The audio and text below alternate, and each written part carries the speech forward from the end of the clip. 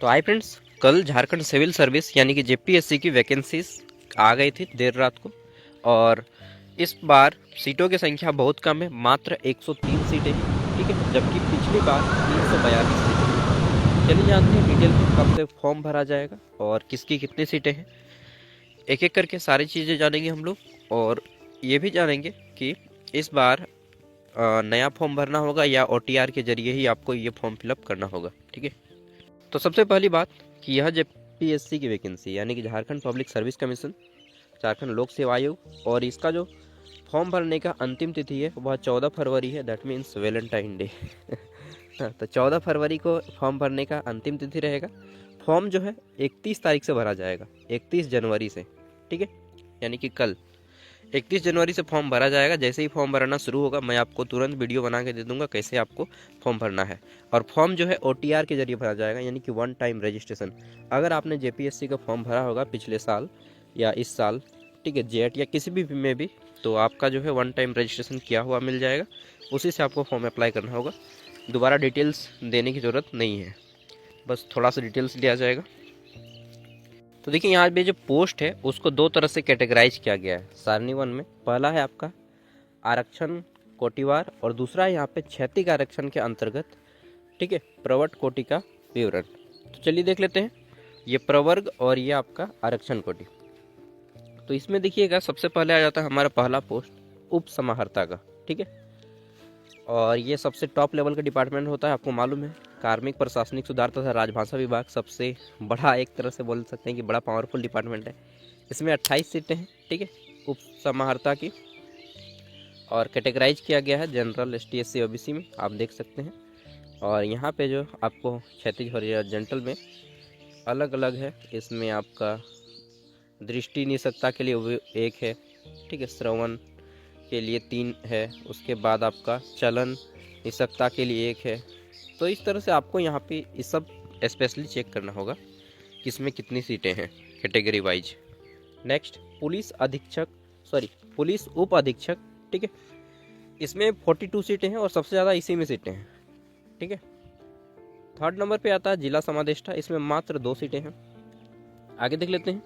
तो अगला आ जाता है हमारा प्रोबेशन ऑफिसर, इसमें 4 सीटें हैं। ठीक है, प्रोबेशन पदाधिकारी। तो आप सीट देख के बोलिएगा इस बार तो नहीं भरेंगे।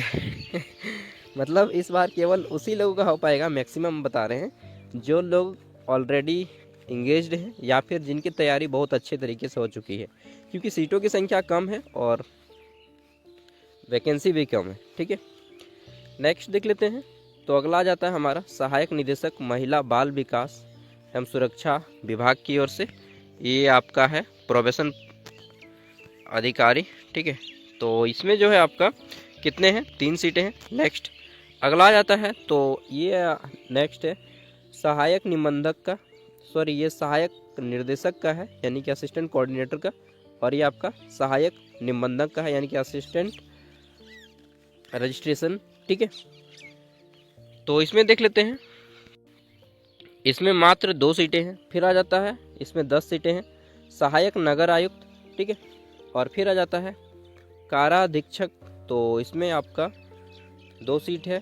और लास्ट में आ जाता है सहायक निर्देशक सह जिला जनसंपर्क पदाधिकारी, इसमें मात्र 10 सीट है। कुल मिला के 103 सीटें होती हैं। इसमें से अगर आप देखिएगा, ठीक है, तो 50 सीटें जो है आपका अनरिजर्व है, और बाकी के मात्र 53 सीट जो है, मतलब 50 सीट अनरिजर्व और 53 सीट जो है रिजर्व कोटा में आता है। ठीक है, उसमें भी आपका कैटेगरी वाइज है, मतलब देखिए आपके लिए कितनी कम सीटें हैं, एक्चुअल में कितनी कंपटीशन है वो देख लीजिए, तब जाके फॉर्म भरिएगा। ऐसा नहीं कि अनपढ़े फॉर्म भर रहे हैं। ठीक है, तो एक्चुअल आप एनालिसिस कर लीजिए कि आपके लिए कितनी सीटें हैं। ये मत देखिए कि अदर लोग क्या बोल रहे हैं कि भाई एक आपको एक ही सीट चाहिए। नहीं, आपको एक ही सीट चाहिए, लेकिन उस एक सीट के लिए कितना आदमी फाइट कर रहा है ये भी तो देखना पड़ेगा। सब कोई पॉजिटिव बता रहा है, लेकिन मैं नेगेटिव बता रहा हूँ आपको।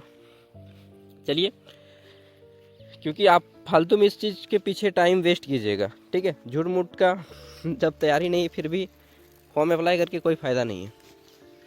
तो यहाँ पे देख लीजिए आपको ग्रेड पे वगैरह सब दे दिया गया है, सब 5400 और 4800 पे आता है। अब आगे देख लेते हैं नेक्स्ट। तो हमारा यहाँ पे आ जाता है शैक्षणिक योग्यता, तो सिंपल होता है if you are undergraduate, ठीक है, देन यू आर एलिजिबल। अगर आप सिंपल अंडर ग्रेजुएशन में भी हैं या फिर ग्रेजुएशन कंप्लीट हो चुका है तो भी आप एलिजिबल हैं, ठीक है। आगे देख लेते हैं नेक्स्ट। तो यहाँ पे उम्र सीमा की बात किया गया है। तो उम्र सीमा बोला गया है 1 अगस्त 2026 के आधार पे काउंट की जाएगी, ठीक है। संयुक्त असैन्य सेवा प्रतियोगिता परीक्षा 2025 में सम्मिलित होने वाले अभ्यर्थियों के लिए अधिकतम उम्र एवं न्यूनतम उम्र की गणना जो है 1 अगस्त 2026 के आधार पे की जाएगी। यानी कि जो अभी चल रहा है 2026, इसी महीना का अगस्त, ठीक है, अगस्त माह को लिया जाएगा। इसके आधार पे आपकी उम्र कम से कम 21 साल, मतलब कोई कैंडिडेट अभी लगभग 20 साल का भी है ना, तो वो भी एलिजिबल हो जाएगा इसके लिए, क्योंकि अगस्त बोला है ना, अगस्त 2026 जो कि आया नहीं है।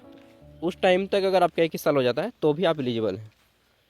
तो 21 साल और मैक्सिमम जो है 35 ईयर 35 साल रखा गया है, ठीक है।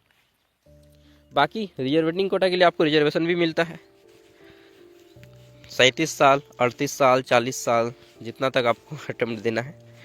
आगे देख लेते हैं नेक्स्ट। तो यहाँ पे आ जाता है नंबर ऑफ अटेम्प्ट्स। तो यहाँ पे आप कितना भी अटेम्प्ट दीजिए, इससे कोई मतलब नहीं है, ये यूपीएससी नहीं है, ठीक है, कि आपको फिक्स अटेम्प्ट ही दिया जाएगा। There shall be no limitation on number, ठीक है, ऑफ अटेम्प्ट्स। तो यहाँ पे आपको जितना मन करता है उतना अटेम्प्ट दीजिए। आगे देख लेते हैं। तो आरक्षण का लाभ केवल झारखंड राज्य के निवासियों को ही मिलेगा, एसटी, एससी, ओबीसी को, और इसके अलावा अगर आप पीबीटीजी हैं तो उन सबको भी मिलता है। आगे देख लेते हैं। तो निःशक्तता, दिव्यांगता, वो सब सारी चीज़ें हैं यहाँ पे। अब मेन चीज़ आती है कि भाई फॉर्म कब भराएगा। हालांकि सीटों की संख्या बहुत लिमिटेड है, और इस बार मैं कहूँगा कि अगर आप फ्रेशर कैंडिडेट हैं, एग्ज़ाम देखने के लिए देना है तो दे दीजिए, बट सीरियसली होके शायद मुश्किल है। चलिए आगे देख लेते हैं। तो यहाँ पे अगला जाता है एग्ज़ाम के बारे में। तो फॉर्म तो बता दिया, कल से भरा जाएगा, 31 जनवरी से 14 फरवरी तक फॉर्म भरा जाएगा। और एग्ज़ाम के बारे में जान लीजिए, प्लान ऑफ एग्जामिनेशन। तो आपको मालूम है कि 3 इसमें होते हैं, प्री, मेन और इंटरव्यू। तो देखिए यहाँ पे जैसा कि बोला गया है कि प्री और मेन दोनों होगा, और प्री और मेन का भी डेट निकल चुका है, ठीक है। कब आपका प्री होगा, कब आपका मेंस एग्ज़ाम होगा, वो सब हम लोग बता दे रहे हैं इसी वीडियो में आपको। तो देखिए यहाँ पे 8 मार्च को पीटी लिया जाएगा, ठीक है। प्रारंभिक परीक्षा प्रिलिमिनरी टेस्ट आपका जो है 8 मार्च को लिया जाएगा पीटी, यानी कि अभी लगभग फरवरी आ गया, फरवरी मार्च 2 महीना का टाइम है। तो सबसे पहले आता है प्री, जो कि लगभग हर कैंडिडेट इसको क्वालिफाई कर ही जाता है जो थोड़ा सा पढ़ता है, ठीक है। तो यहाँ पे देख लेते हैं, लेकिन इस बार वैसा नहीं होगा। इस बार नंबर ऑफ सीट्स कम है, तो आपको जो मेन एग्ज़ाम में लिया जाएगा वो कम ही कैंडिडेट को लिया जाएगा। पिछली बार बहुत ज़्यादा कैंडिडेट को ले लिया गया था। तो यहाँ पे आपका 200 मार्क्स का होता है, ठीक है, पेपर 1 एंड पेपर 2 मिला के, और 2-2 घंटा का टाइमिंग रहता है, ठीक है। सभी क्वेश्चन ऑब्जेक्टिव रहते हैं। बाकी सारा सिलेबस यहाँ पे डिटेल में दिया हुआ है, प्री का, मेन का, ठीक। तो आप देख लीजिएगा। और फिर आपका मेन एग्ज़ाम होता है जिसमें आपके 6 पेपर होते हैं, ठीक है। तो सब कुछ दिया गया है। ये PDF मैं आपको वीडियो का डिस्क्रिप्शन में दे रहा हूँ, और मैं यही बोलूँगा कि हाँ, अगर आप दे रहे हैं तो दीजिए, बट उम्मीद कम है कि आपका सिलेक्शन होगा, ठीक है, क्योंकि मैक्सिमम चीज़ें क्या होती हैं वो आपको मालूम है। और साथ में सीटों की संख्या भी कम है। फेयर तरीका होता है, लेकिन पूर्णतः फेयर नहीं होता है, ठीक है, झारखंड में सभी चीज़ें। और यहाँ पे डिटेल में सिलेबस भी दिया गया है। और दूसरों के बहकावे में आकर के आप किसी टीचर का भारी भरकम का कोर्स मत ले लीजिएगा 5,000 10,000, ठीक है। क्योंकि देखिए, आप अपने भी औकात एक बार देख लीजिए कि आप उस एग्ज़ाम को क्वालिफाई करने के लायक भी है या नहीं। केवल लोगों की कहे सुने पे, ठीक है, या मन करने से नहीं होता है। मन करता है कि आपको भी IAS बन जाए, लेकिन हर आदमी IAS नहीं बन सकता है ना बॉस। तो इस बात को आप अपने अंदर में देख लीजिए कि आप वास्तव में उसके लायक हैं या नहीं हैं, ठीक है। आपको वही मिलेगा जिसके आप लायक हैं, वो नहीं मिलेगा जो आप चाहते हैं, ठीक है। तो आप देख लीजिए, आपके अंदर अगर कैपेसिटी है तो ही फॉर्म वगैरह भरिए, नहीं तो फालतू का टाइम वेस्ट और मनी वेस्ट कीजिएगा। इससे अच्छा कुछ काम धाम कीजिए, ठीक है। ये सब सभी लोगों के लिए नहीं है। आजकल का युवा क्या करता है कि कोई भी फॉर्म आता है भर देता है, बिना ये जाने कि मेरी उसमें कैपेसिटी है, इंटरेस्ट है या नहीं है, ठीक है। मैं